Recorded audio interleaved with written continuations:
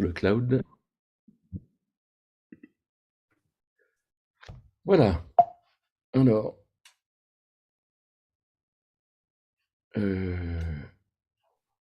je désolé pour tous ces petits trucs. Voilà, je mets je sais pas si ça le fait pour toi aussi, François, mais moi, il faut que je déplace les vignettes, sinon elles empiètent sur ma visibilité. Oui, moi je lance le Zoom, je lance le partage avec l'option partager partie d'écran, hein. Donc Ouais. je peux le régler comme ça et je Ouais. peux. Dis-moi François, est-ce que, dans ce que tu vois, est-ce que l'enregistrement a démarré? Oui, oui, oui, tout à fait, oui. C'est parfait. Voilà, alors voilà donc notre premier jet, heu sur l'église locale. Pourquoi ce nom de origine, qu'on a décidé de prendre, avec François au démarrage? C'est parce que c'est pour 2 raisons. La première, c'est que, dans les textes bibliques, on voit que l'église, commence ses débuts dans le livre des Actes au chapitre 2. Il y a la Pentecôte et puis après il y a des gens qui sont ensemble et qui font quelque chose, donc il y a des origines et donc ça nous a paru intéressant de se demander, comment dire? D'une part, comment démarrer une église, hein, faire une implantation d'église, mais c'est pas tout à fait notre sujet. Mais deuxièmement, quels étaient les fondamentaux liés au démarrage pour que ça fonctionne bien? Comment trouver ces fondamentaux? Alors que par la suite, quand on fera, la croissance, quand on fera les questions d'autorité, de variété et cetera, on prendra comme acquis qu'on a des fondamentaux, sur lesquels on a travaillé. Alors, peut-être en introduction quand même, dire que, on cherche à faire une approche simple. C'est-à-dire que, toutes ces réflexions, on va pas les apprendre par cœur. C'est pas des choses que je connais par cœur, ce sont des choses qui sont, un peu, implicitement et non pas confusément, mais qui sont en moi ou en nous, dans notre lecture biblique, quelque chose de simple, quelque chose qu'on a retenu, quelque chose dont on est convaincu, et donc pour l'Église locale, il faut que ce soit simple. Il faut que ces fondamentaux soient simples, il faut que cette, vision de la dynamique soit quelque chose de simple. Mais, ensuite, chaque église locale est particulière, donc cette simplicité, elle dépend, par exemple, du nombre. Forcément, quand on n'a peut-être pas les mêmes fondamentaux quand on est 10 ou quand on est 100 ou quand on est 300 en fait. Alors vous me direz: «Oui, mais au démarrage, on n'est pas 300». Oui, mais on dira que, quelque part, peu importe ce qui peut se passer au démarrage, ce qu'il faut, c'est chercher à comprendre quand on est, heu quand on vit notre vie d'église, en quoi est-ce que ce démarrage d'acte 2 peut nous servir, à quelque chose? Et je crois que, encore une fois, mon but de cet après-midi n'est pas de parler d'implantation d'église. Il y a des gens qui sont extrêmement qualifiés comme, dans le monde CAEF, hein, les communautés d'assemblées évangéliques de France, très, très compétents pour ça. Je pense à Philippe Périllat, qui a fait une implantation d'église à Marseille, dans les 30 dernières années, une implantation d'église à Aix. Mais plutôt de se dire: «Tiens, dans le livre des Actes, il y a quelque chose de puissant dans ce commencement de l'Église et en quoi est-ce que ces choses puissantes peuvent m'apporter quelque chose?» Et donc, heu, on va avoir dans ce moment, un peu ce que j'appellerais les gammes, hein. Quand on joue au piano, les fondamentaux, il faut qu'on sache un peu, où mettre la main droite, la main gauche et quelque part comment jouer avec cet instrument. C'est ça en fait qu'on va voir, c'est quels sont ces fondamentaux de l'Église et chaque Église a une particularité. Certaines feront plutôt plus d'évangélisation, les autres plus d'hospitalité, les autres plus de guérison, les autres plus d'enseignement, les autres plus de prière et donc on n'est pas là pour dire, heu, complètement comment l'Église devrait fonctionner, mais plutôt de réfléchir à ce démarrage qui peut nous apporter quelque chose. Bien sûr, l'histoire est aussi importante, On n'a pas du tout, les mêmes histoires, on n'a pas les mêmes blessures, on n'a pas les mêmes blocages, les mêmes, problèmes qui surviennent entre les gens, ni même les mêmes apports. Par exemple, à Aix, hier, nous avions, un message qui nous a été donné par un des professeurs, pas fondateurs, mais essentiels de la faculté de théologie d'Aix-en-Provence. Et donc, ces apports-là font que nos sensibilités vont être comme ceci ou comme cela. Et du coup, les églises locales seront très différentes, ce qui n'est pas du tout une mauvaise chose. Par contre, réfléchissons, qu'est-ce que nous apporte cette réflexion? Alors, en introduction, il me semble qu'une église vivante est une église où on se parle. Mais se parler, c'est être d'accord pour, se découvrir à l'autre, c'est que l'autre soit d'accord pour, découvrir l'autre et pour qu'il y ait un dialogue, que l'autre soit aussi d'accord pour se découvrir et pour le dire à l'autre. Et donc, parler, ça demande à se remettre en question. Heu il me semble qu'il y a quelque chose de très vivant là, et c'est justement ce qu'on va trouver dans ce chapitre 2 des Actes, avec des gens qui sont vivants, et je pense qu'intuitivement, notre, désir de vie d'église va dans ce sens de poser, en fait, une vie, de dialogue, de repères, et puis d'action dans lesquelles la parole est très au centre. Mais quand même, ce qui est au centre aussi, c'est la question de l'autorité, en fait. Et je dirais que, la question de l'autorité qu'on verra au centre de cette semaine, hein, on le verra mercredi soir, jeudi matin, et puis de manière assez différente. Heu, le problème, en fait, dans nos églises locales, c'est que, décider est toujours très compliqué. Si tout le monde doit être d'accord, alors celui qui n'est pas d'accord va, un peu, pas s'opposer, mais va être un frein, et ceux qui sont pas d'accord, aussi peu nombreux soient-ils, je finalement feront que on n'avancera pas sur la décision. Ou bien quelque part quand tout le monde est d'accord, mais on sent quand même que les gens qui ont poussé pour qu'on soit d'accord sont pas très compétents. Et donc, voilà, réfléchir à cette question d'autorité, et on va voir dans ce démarrage qui a autorité, qui fait quoi. Est-ce que c'est le Saint-Esprit qui fait tout? Hein, est-ce que, vous vous souvenez, je passe un peu mon temps à dire à l'IEB que en grec, lambano, le verbe lambano veut dire à la fois recevoir et prendre. Voyez ma main, recevoir et prendre. Quelque part, c'est, le Saint-Esprit qui donne et je reçois, mais pour recevoir, il faut que je prenne. Et donc, dans l'action du Saint-Esprit, il y a une véritable collaboration qu'il faudra peut-être certainement trouver, et qu'on trouvera dans cette étude des commencements. L'organisation va-t-elle contre l'action du Saint-Esprit?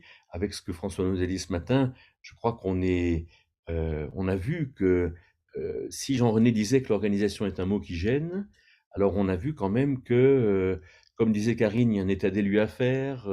Avec Michel, on n'est pas chez nous. Et puis Isabelle qui faisait remarquer qu'il y avait une mauvaise, compréhension de la collégialité, ou un mauvais usage.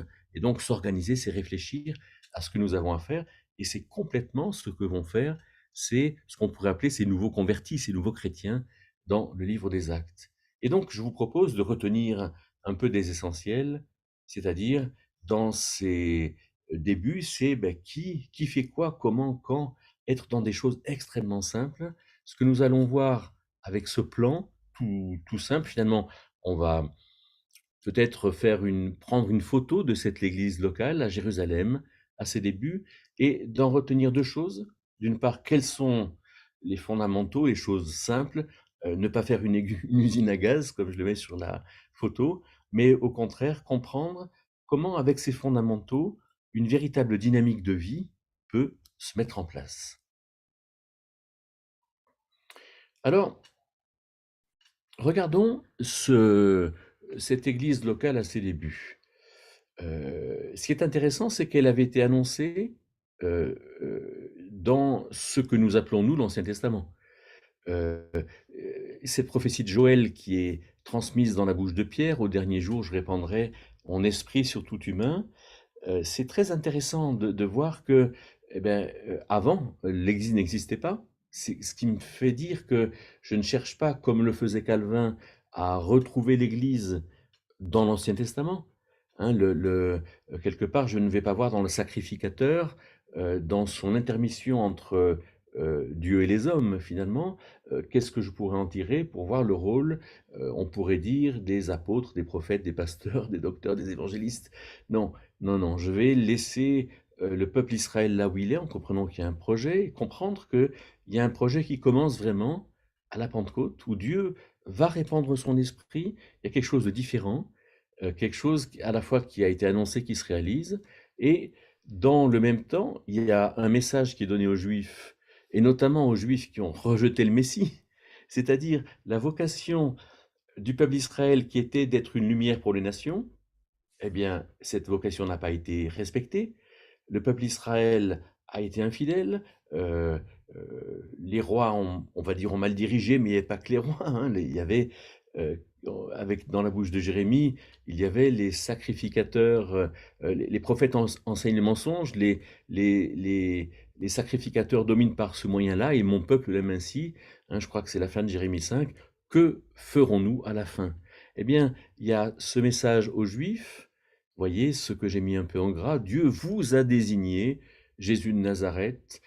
Cet homme vous a été livré. C'est intéressant de voir cette indication, vous, qui est accusatrice quand même, hein, mais cette action de Dieu, Dieu vous a désigné Jésus, cet homme vous a été livré, c'est-à-dire que les Juifs sont accusés, mais Dieu le fait avec une extrême délicatesse. Enfin, quand même, vous l'avez fait mourir sur une croix, par l'intermédiaire de nos impies, mais Dieu a brisé les liens de la mort.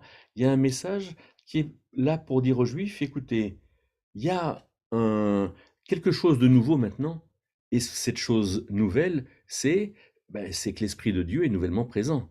Et donc Pierre de continuer son discours en disant que le Christ a été élevé à la droite de Dieu, il a reçu du Père le Saint-Esprit et il l'a déversé.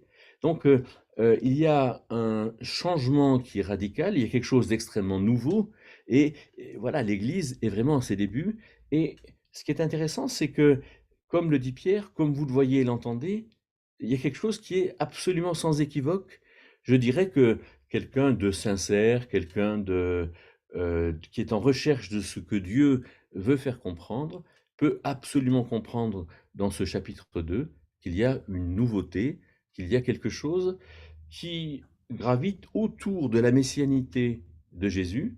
Jésus est le Christ, hein. Christ n'est pas son nom, hein, comme je le dis plusieurs fois. Et donc, voilà, il faut que toute la maison d'Israël le sache. Mais on va voir ensuite que à cette maison d'Israël, qui est une maison qui a énormément construit, on peut dire que quelque part, le judaïsme existe depuis la sortie d'Égypte. Plutôt, il est en Égypte, pardon pour cette erreur. Le judaïsme existe depuis, dans un sens, tout ce que Abraham, Isaac et Jacob ont vécu, mais ils n'avaient pas la loi. Et donc, il y a quand même une loi qui va être montrée à partir de la sortie d'Égypte et qui va commencer avec tout un contexte de judaïsme et qui va faire que ces Juifs devront à la fois remettre en question ce qui touche à la synagogue, mais quelque part démarrer l'église locale avec certains repères de rassemblement, de regroupement. On peut voir par exemple que, je me souviens plus du nom hébreu, mais Isabelle me l'a dit tout à l'heure, il y a un nom en hébreu qui veut dire qu'il faut au moins 10 hommes pieux, dévoués, hein, pour constituer une synagogue. C'est intéressant, hein, et pour l'église locale, ben, il faut aussi des personnes pieuses, dévouées, euh, qui vont, comme à la synagogue, quelque part lire l'Ancien Testament. Vous devez avoir vu avec l'enseignement de l'IEB que la Torah est découpée en 54 paragraphes et que euh, le, le- les Israélites se sont organisés pour lire la Torah entièrement dans l'année et avec aussi quantité de choses à faire qui font qu'on lit l'Ancien Testament, on enseigne sur l'Ancien Testament avec des prières, avec l'accueil de l'étranger, de celui qui souffre, de celui qui manque. Mais, et donc il y a une base de départ avec cette vie des Juifs et une vie qui date depuis longtemps et qui va quelque part aboutir sur l'église locale. L'église locale ne va pas démarrer comme ça. Euh, Quelque part, c'est pas comme Adam et Ève qui ont dû être certainement enseignés par Dieu pour faire quelque chose. Non, ne sachant rien. Non, il y a quand même, on va dire peut-être depuis 1500 à 2000 ans, quelque chose qui existe et qui fait que euh, les Juifs qui sont là savent vers quoi est-ce qu'ils peuvent aller, avec non pas la doctrine de l'Ancien Testament, mais la doctrine et la communion des apôtres. Mais par contre, ils ont les prières, la bienfaisance, ils ont quelque part ce sacerdoce, ces serviteurs, ces anciens, ceux qui président, ils ont des disciplines à rendre, on voit ce qui arrive tout de suite, hein, avec Ananias et Saphira au chapitre 5 des Actes, mais ils voient qu'il y a le réseau, hein, c'est Barnabas qui va aller prendre ce Paul qui était un criminel, hein, qui persécutait l'Église. Dans Acte 15, on voit l'apôtre Jacques, l'apôtre Pierre, on voit ces gens avec Paul, euh, Paul et je ne sais plus si c'est Silas ou Barnabas, peu importe, qui sont là à Jérusalem pour ce concile de Jérusalem en Acte 15, et on voit que ce réseau est vraiment important, de la même manière que le Saul qui persécutait l'Église avait ce réseau juif, et il était allé à Damas pour avoir des autorisations pour justement tuer ceux qu'il devait tuer.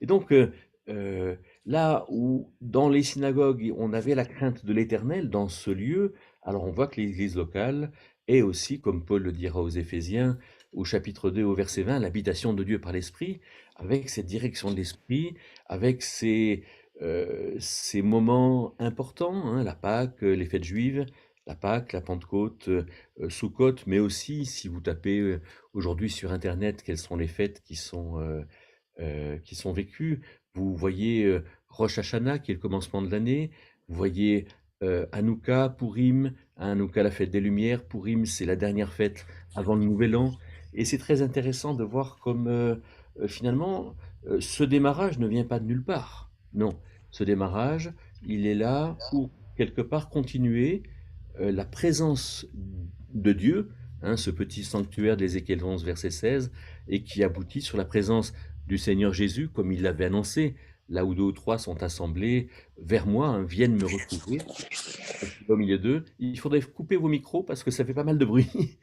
Hein. Voilà, donc on voit comment ce démarrage peut se faire, et regardons dans le discours de Pierre en acte 2, à partir du verset 32, je crois, hein, qui va jusqu'à la fin du chapitre verset 47. Regardons les faits. D'abord, euh, euh, non, quand je dis 32, c'est 37, pardon. Les faits. Après avoir entendu ce discours, donc Pierre a parlé, et Pierre a parlé aux Juifs en parlant assez exclusivement du Christ, en accusant les Juifs de l'avoir fait mourir, mais quelque part, c'était le conseil prédéfini de Dieu. Donc, il dit, mais Dieu le savait, ce que nous ferions, ou ce que vous avez fait. Pierre ayant renié le Seigneur, je pense qu'il y a quand même chez Pierre une compassion, une humanité, quelque chose de très touchant dans son message. Mais eux ont le cœur vivement touché. Autrement dit, il y a un message qui correspond à une expérience de Pierre et qui touche ces gens-là, qui sont dans un sens tout à fait disponibles, on va dire pour Dieu, pour entendre des choses. Et du coup, ils vont avoir un comportement conséquent. Hein, vous voyez, ils disent à Pierre et aux autres apôtres, frères, que ferons-nous? Et, mais c'est à Pierre et aux autres apôtres qui parlent. Donc on voit déjà dans ce premier rassemblement de chrétiens qui nous soit montré que finalement il y a déjà des responsables.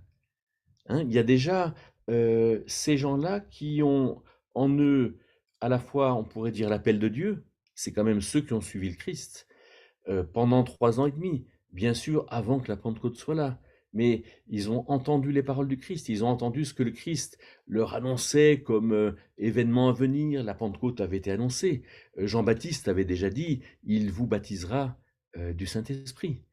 Et donc, il y a déjà des responsables. Autrement dit, on voit que dans ce démarrage, euh, il y a des gens qui savent plus que d'autres, et il faut forcément les avoir comme repères et il faudrait qu'on parle dans notre discussion après, comment dire? Comment est-ce qu'on peut considérer ces gens comme repères? Est-ce qu'on peut leur, faire confiance de manière aveugle? Est-ce que il faut le vérifier? Est-ce que ces gens-là doivent avoir une charge d'un an, 2 ans, 3 ans? Parce que s'ils sont des repères, est-ce qu'ils sont des repères jusqu'à leur mort? Oui, mais passé un certain âge, on on perd la mémoire, on perd peut-être le sens des choses, on peut perdre pied.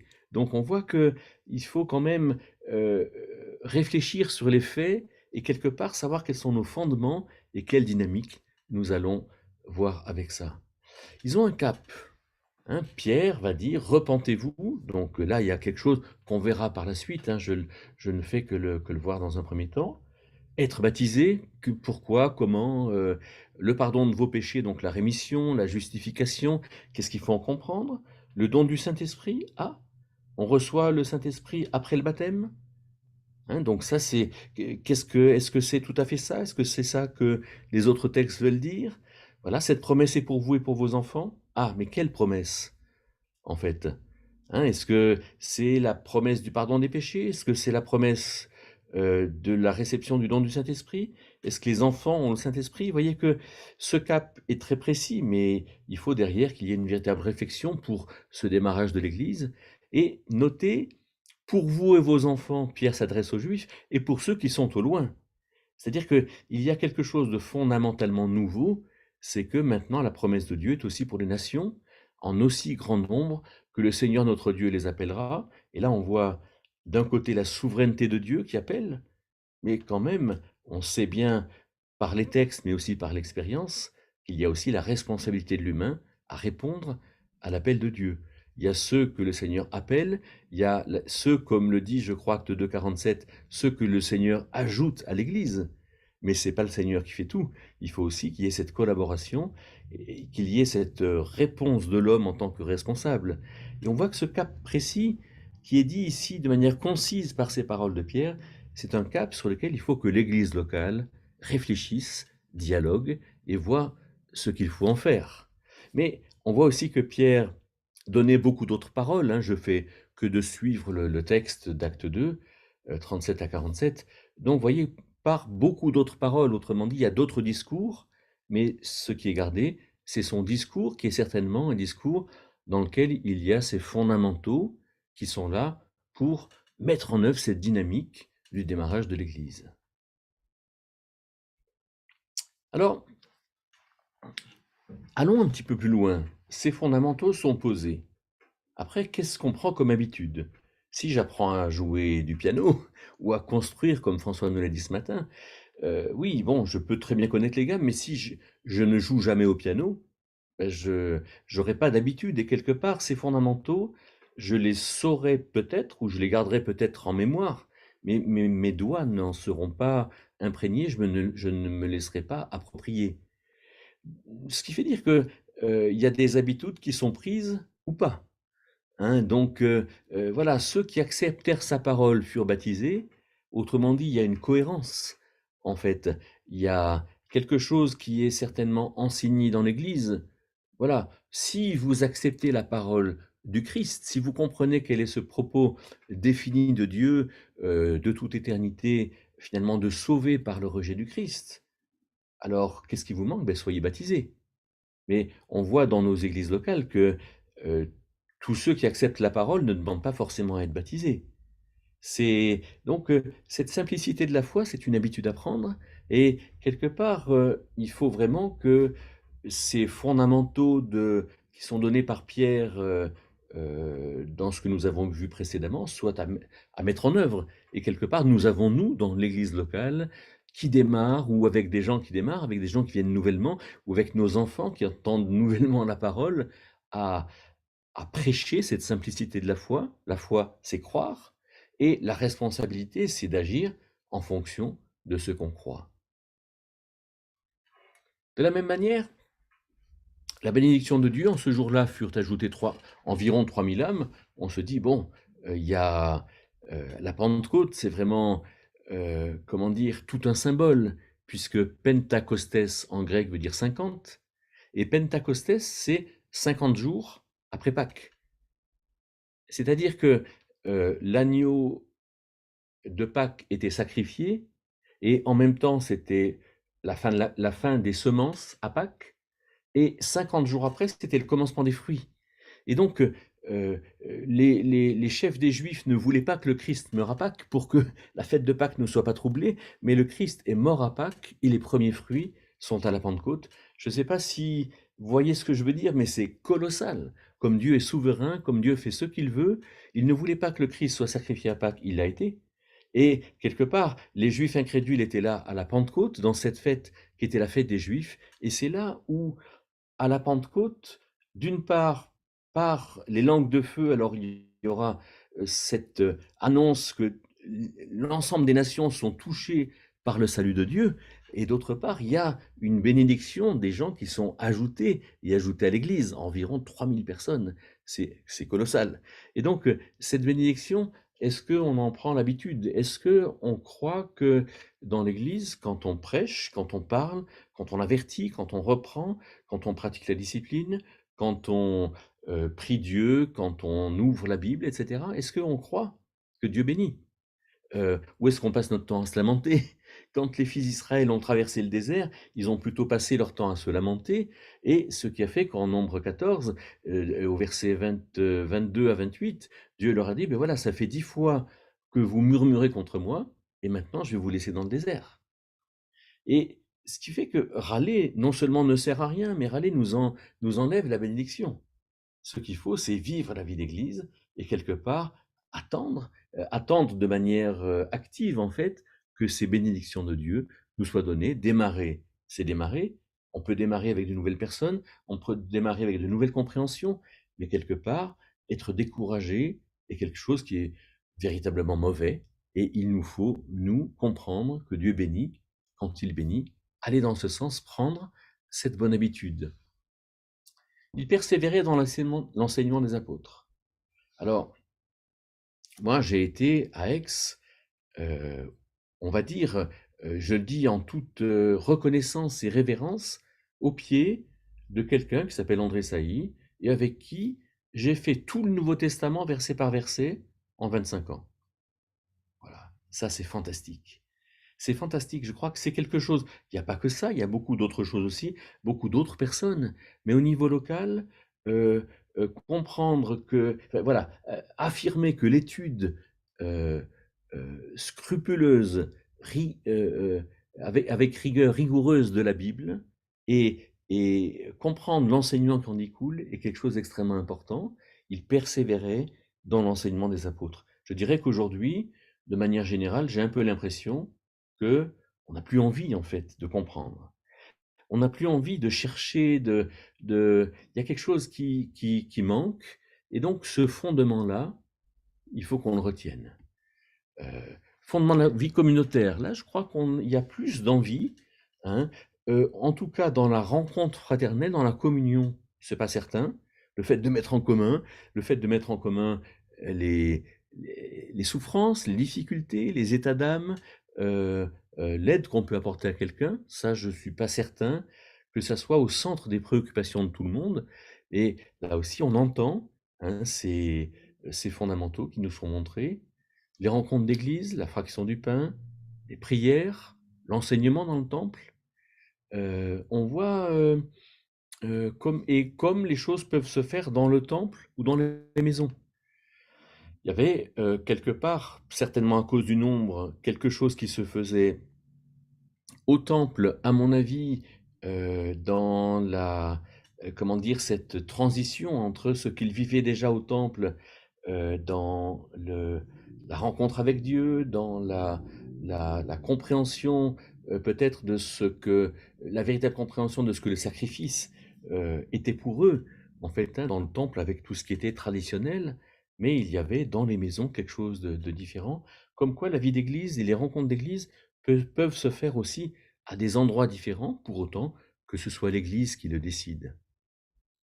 Une belle attitude, la crainte, prodige, les signes, et quelque part le résumé de la vie d'Église dans ses fondamentaux, c'est louer Dieu, c'est voir ce que le Seigneur faisait, le Seigneur ajoutait chaque jour à l'Église ceux qui étaient sauvés, ou ceux qui devaient être sauvés, comme traduit Darby, mais ils obtenaient la faveur de tout le peuple. Je pense que si on avait une critique à faire à nos églises locales aujourd'hui, c'est que aujourd'hui l'Église est fondamentalement incomprise de la société. Alors que là, ils obtenaient la faveur de tout le peuple. Quelque part, que pensent nos voisins de notre vie d'église? Comment est-ce qu'ils nous voient comme des gens qui ne les comprennent pas? Comme des gens, ou est-ce qu'ils nous voient comme des extraterrestres qui, quelque part, ne savent pas apprécier ce que Dieu a donné pour que ce soit bon? Est-ce qu'on s'habille, en gris, est-ce que nos jardins sont mal entretenus? Est-ce que on ne sait pas rigoler? Chose de très Il y a quelque chose de très fort dans cette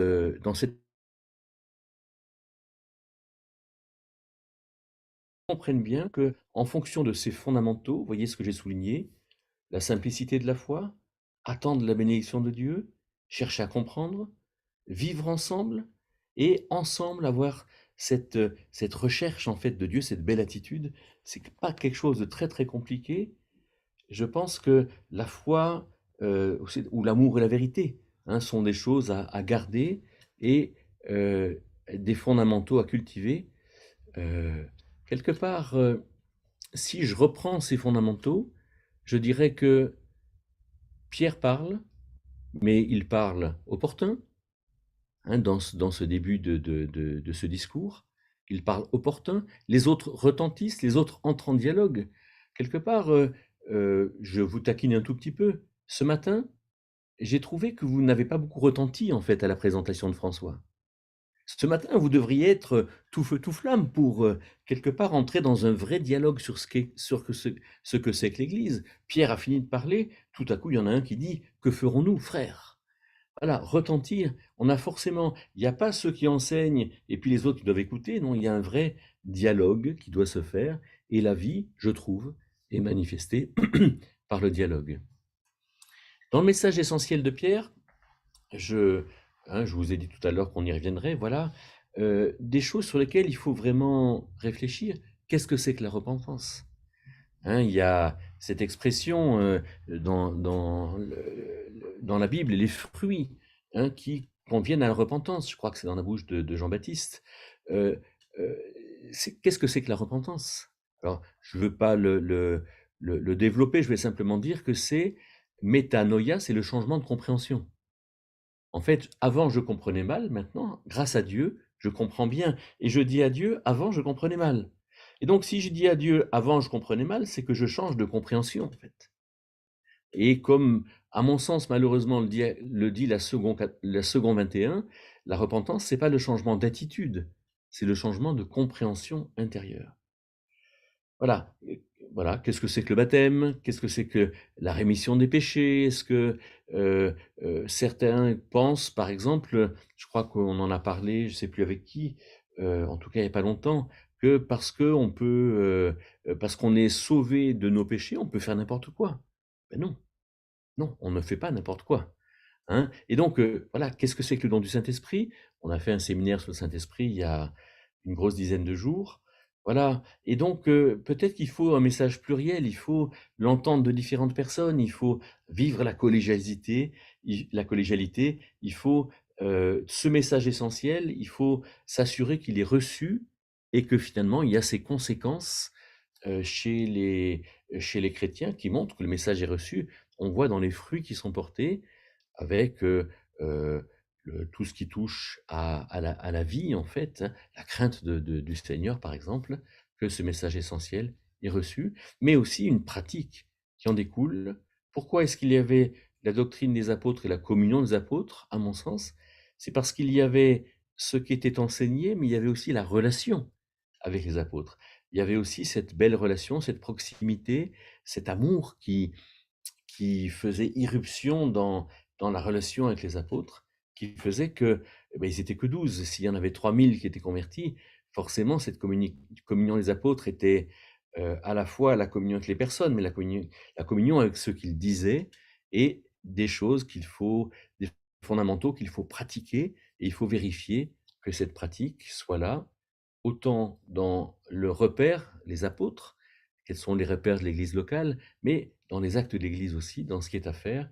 On va voir comment est-ce que cette construction d'Église peut se faire, comment est-ce que cette dynamique de l'Église, sur ces points fondamentaux, peuvent se faire. Il me semble que une Église qui fonctionne bien, c'est quand même une Église dans laquelle il y a des activités, et bah, on pourrait là en discuter, voir ça dans la semaine. Qui est membre, par exemple? J'ai été très, très étonné, d'entendre un jour, quelqu'un qui était là depuis 2 ans. Heu J'étais avec cette personne et puis une autre personne qui était là de passage, et cette autre personne demande à cette personne devant moi: «Est-ce que tu es membre de l'église?» Et la personne se tourne vers moi, elle me dit: «Mais je ne sais pas». Voilà, qui est membre? Comment est-ce que on sait qui est membre? Je pense que, de toute évidence, ceux qui ont entendu le discours de Pierre et qui ont dit: «Que ferons-nous, Pierre?» étaient déjà membres parce qu'impliqués, concernés, et sentaient que leur présence était, nécessaire, utile, importante, désirée par le Seigneur. Qui est membre? Moi, je crois qu'on est membre quand on choisit en fait de vivre la vie d'église, et après il faut trouver sa place, il faut, heu rentrer dans cette notion d'utilité. Mais dans ces activités, beh, il faut qu'il y ait des rencontres. Ces rencontres, qui est-ce qui les organise? Qui est-ce qui décide de les faire changer? À Aix, on a décidé dans ces rencontres de chanter debout et de prier assis. Qui l'a décidé? Qui est compétent pour le proposer? Hein, peut-être que, pour chanter debout, ceux qui sont compétents, ce sont ceux qui chantent, ceux qui savent chanter, ceux qui savent apprendre aux autres à chanter. Il faut donc qu'il y ait des serviteurs, qu'il y ait des diacres, qu'il y ait des gens qui sont responsables, et des gens qui savent, hein, la bienfaisance, par exemple. Tout le monde n'a pas le même sentiment, pour la bienfaisance, tout le monde n'a pas les mêmes relations, la même sensibilité. C'est à nous de vraiment de faire attention. Tout le monde n'est pas sensible à l'évangélisation ou à la logistique. Par exemple, ben, à Aix, c'est moi qui m'occupe de la sono. Mais par contre, l'administratif, je m'en occupe pas. Les finances non plus. La communication non plus, c'est Jean-René qui s'en occupe.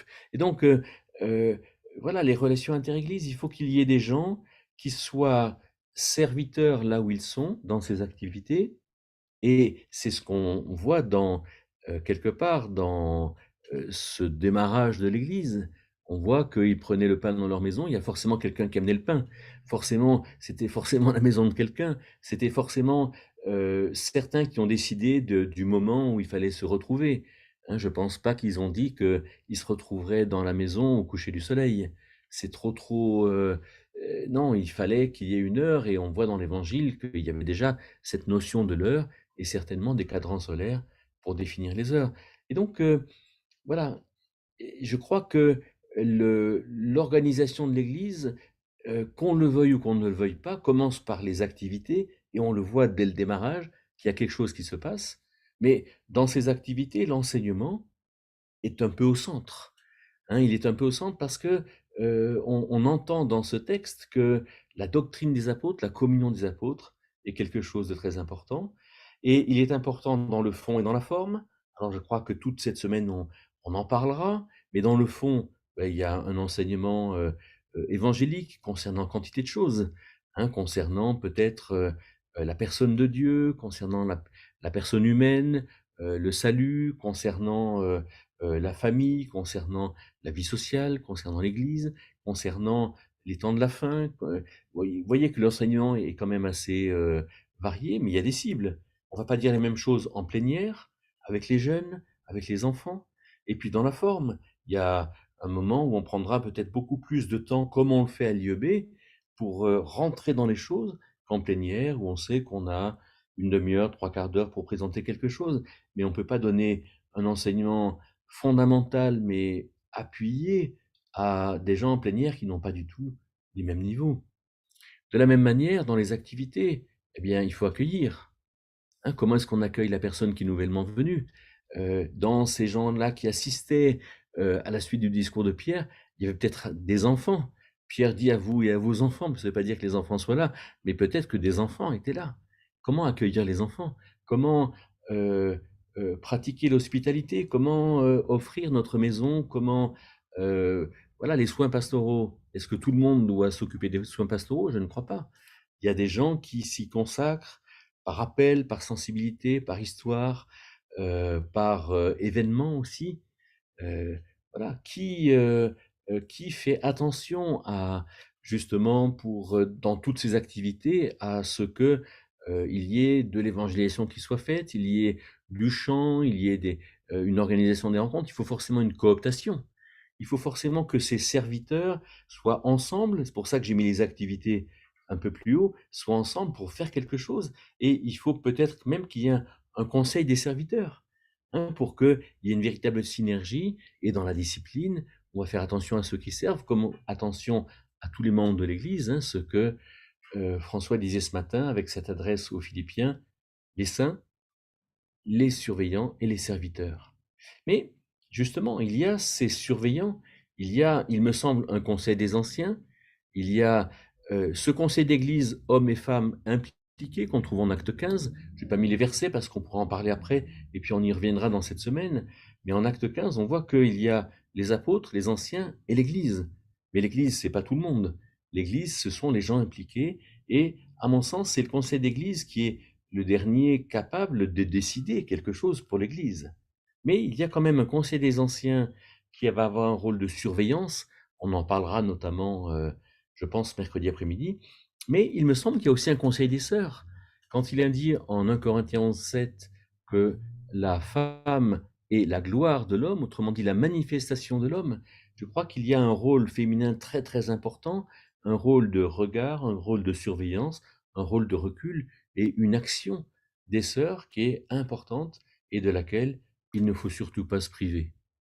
Alors, avec ça, heu, regardons très rapidement, quelques minutes, hein, ce que peut être le travail de l'apôtre dans Acte 2. Hein, oui, Pierre prend ses responsabilités, il répond aux besoins, il est bienveillant, mais il est quand même fort. Il donne son cap. Il est là comme exemple de vie. Tout le monde sait que Pierre a renié le Christ. Pourtant, c'est Pierre le premier qui se relève. Oui, mais Pierre avait entendu le Christ lui dire, je crois que c'est en Luc 22, 32, quand tu seras revenu, fortifie tes frères. Hein, autrement dit, quand tu auras compris en fait, quel était ton problème, alors montre ton exemple de vie et n'aie pas honte d'avoir renié. Non, voilà, tu affirmes ce qu'il faut et tu vas conduire, tu vas gérer le troupeau, gérer les crises, être disponible. Et on voit que au début, bien les apôtres ont choisi des anciens, en Acte 14 par exemple, à Derbe et à Lystre, parce qu'il y a ce premier travail, qui ne concerne pas nos églises, hein. Mais ici, avec ce que dit Paul à Timothée dans sa première lettre, on voit dans cet encadré bleu que le service de l'Église est organisé dans le fond, dans la forme. Il y a ces gens, ces anciens qui surveillent. Les anciens, c'est pas des gens qui vont tout décider, c'est pas des gens qui vont tout faire. On voit en acte 6 que, je sais pas qui est-ce qui dit ça, il ne convient pas que, délaissant la parole de Dieu, nous servions aux tables.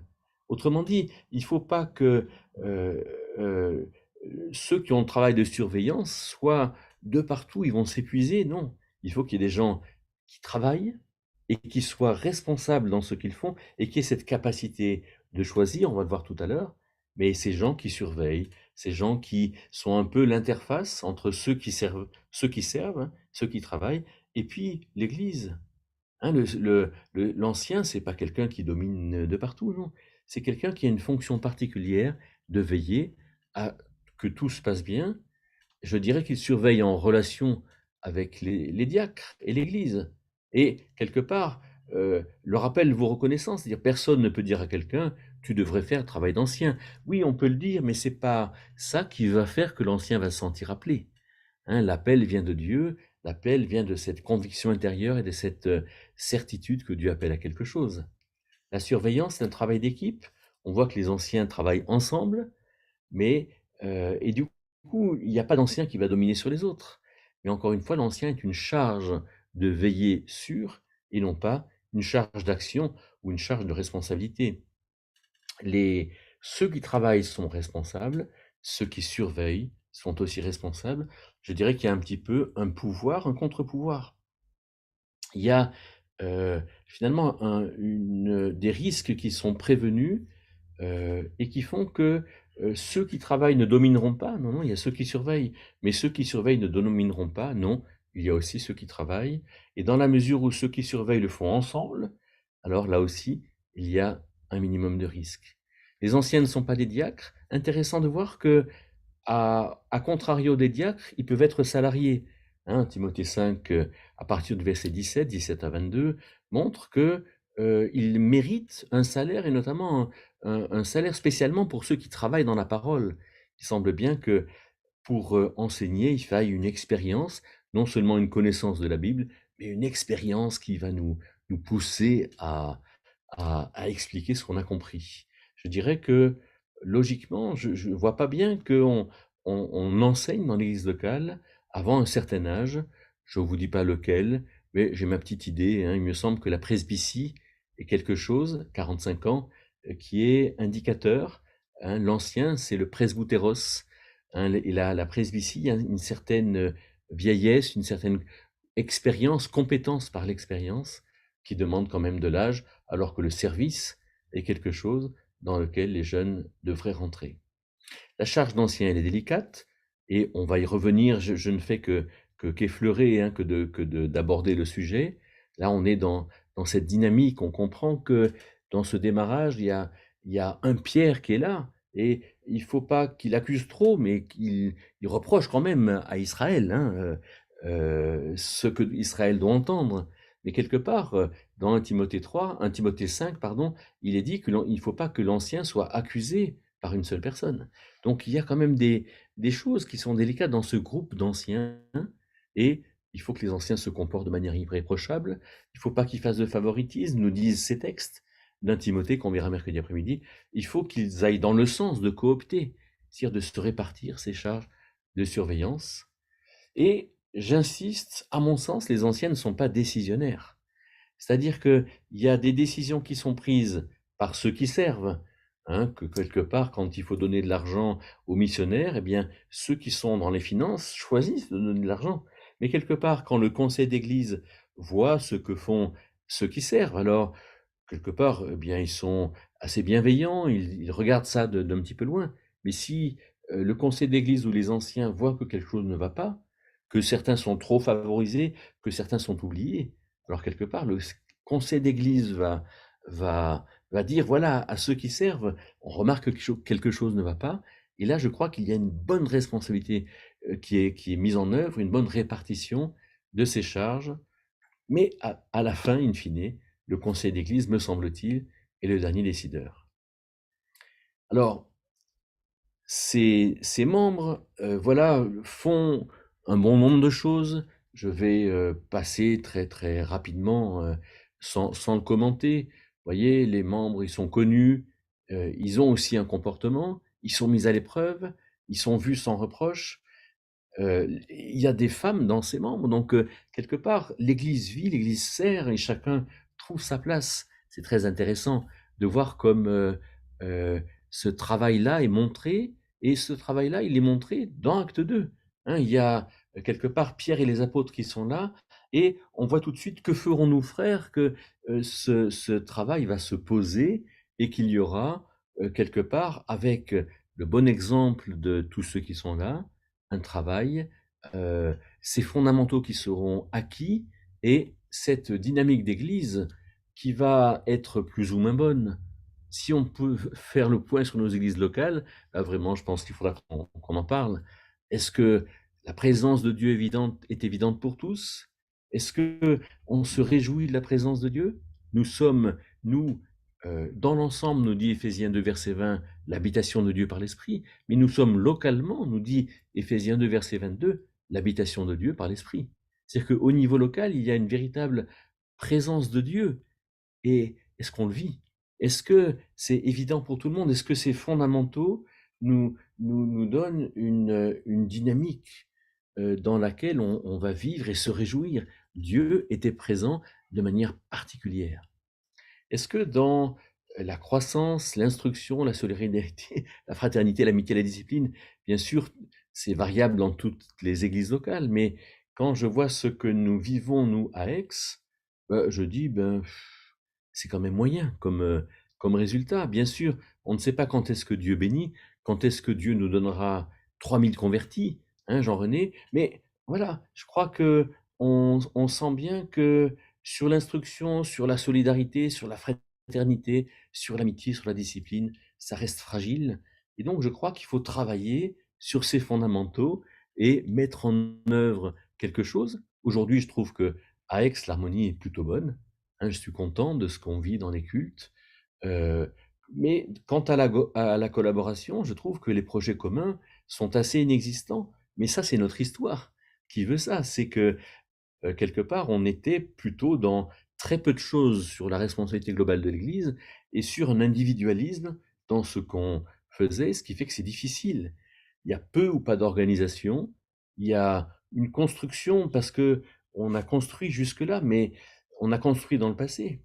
Mais par exemple, à Aix, l'église locale a été construite, a été initiée par 3 familles vers 1930, et aujourd'hui, on est en 2022, mais je dis quel futur en fait, hein? Qu'est-ce que nous construisons? Je suis pas sûr qu'on soit très très à l'aise avec ça, ce qui fait que, euh, à mon avis, il faut travailler sur ces fondamentaux. Il y a une communication réelle, c'est Jean-René qui l'a fait, mais quelque part, est-ce que c'est vraiment l'Église qui va décider de venir à la réunion de prière? Est-ce qu'il y a quantité de personnes qui viennent pas à la réunion de prière, même sur Zoom? Donc c'est, à mon sens, peu efficace. Est-ce que on a parlé ensemble en Église de la réunion de prière? Non. Est-ce que le conseil d'Église s'est réuni? Quand est-ce qu'il s'est réuni la dernière fois? Pouf! Pour, on l'a convoqué il y a, je sais pas, 2, 3, 4 ans, je ne saurais pas dire maintenant. Heu voilà, c'est pas très efficace, et peut-être que vous, dans les réactions que vous avez sur vos églises locales, vous pouvez éventuellement penser un peu les mêmes choses. Par exemple, je crois qu'il y a des choses qui sont pas dites, mal dites, on n'est pas très au courant, on n'est pas malléable. Sur le message essentiel, il y a des gens qui se pardonnent pas. Il y a, je crois, quand même des relations fraternelles qui sont inégales. Je suis pas certain que euh, le, la réalité de l'Esprit Saint soit vraiment prêchée et pratiquée dans ce que nous vivons à Aix. On en parle, mais je suis pas sûr qu'on parle des mêmes choses. Et dans la pratique, on ne travaille pas à la pleine compréhension de la doctrine. On ne travaille pas aux communications intergénérationnelles. Je ne suis pas au courant de discussions qu'il y aurait entre les 80 ans, les 50 ans et les 30 ans pour que les choses se fassent. Voilà, je trouve qu'il y a une pratique insuffisante de ce qu'on voit en acte 2 ici. Alors ce qu'on voit de manière, en tout cas explicite, oui, implicite, voilà, l'implicite est toujours un petit peu fragile parce que on va dire: «Oui, mais ça, c'est pas dans acte 2». Je pense quand même que acte 2 nous montre des fondamentaux de ces gens qui sont là, qui se retrouvent dans des maisons, qui vont rompre le pain ensemble, où il y a des pratiques, et à mon avis, ces pratiques sont insuffisantes. Le bilan d'église devrait se faire, il devrait nous faire réfléchir. On devrait se souvenir que ces différentes choses peuvent se faire. Je dirais que ben, chez nous, c'est plutôt ça qui se fait. C'est-à-dire qu'il y a quelques activités de l'Église, adorer, enseigner, prier, financer. L'enseignement n'est pas tellement travaillé, non, chacun a la liberté. Comme disait Isabelle ce matin, la collégialité, c'est plutôt que chacun peut s'exprimer, mais où est la complémentarité, où est la richesse des différences? Dans le soin pastoral, on, de manière générale, on est quand même à l'embryon de ce que ça pourrait être. Et alors, dans la discipline, il n'y a que certains frères qui s'en occupent, mais l'Église n'est pas sollicitée. Je trouve que il faudrait euh, peut-être réfléchir à ce que pourrait être un nouveau démarrage, un lieu de progrès, s'organiser, voilà, réfléchir à l'autorité, et puis finalement bien définir qui, quand, comment, qui sert, et du coup, puisqu'on sait qui sert, alors on va donner vraiment la responsabilité à celui qui sert, on ne va pas remettre en question. Et je voudrais simplement dire, par exemple, que quand le responsable de la communication qui, Jean-René, a voulu changer de manière de communiquer. Il a eu beaucoup de mal pour le faire et ça, voilà, je trouve que c'est pas normal et il faudrait qu'on aide les diacres à travailler et qu'il y ait des anciens qui soient là pour surveiller avec bienveillance. Voilà, quelque chose que je propose, sur lequel on peut maintenant finalement, parler ensemble. J'arrête l'enregistrement